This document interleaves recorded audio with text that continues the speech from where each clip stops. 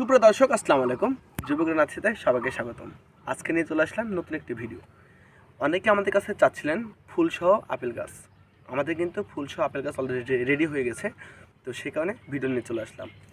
এর আগের ভিডিওতে কিন্তু আমরা দেখিয়েছি আমাদের মাতৃগাছ, সেই মাতৃগাছ থেকে কিন্তু আমরা কলম কেটেছি। একটু আপনাদের কলমগুলো দেখানোর চেষ্টা করি।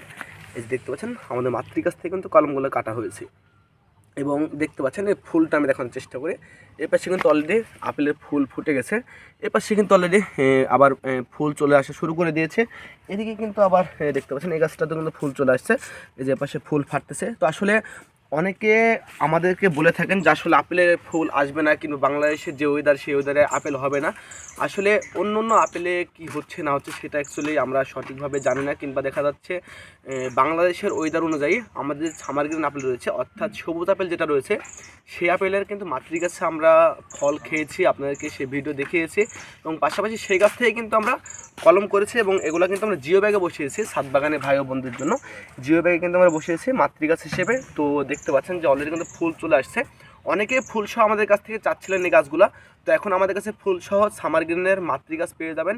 যারা যারা নিতে চান অবশ্যই যোগাযোগ করুন। সবাই পাশে থাকবেন, সাথে থাকবেন।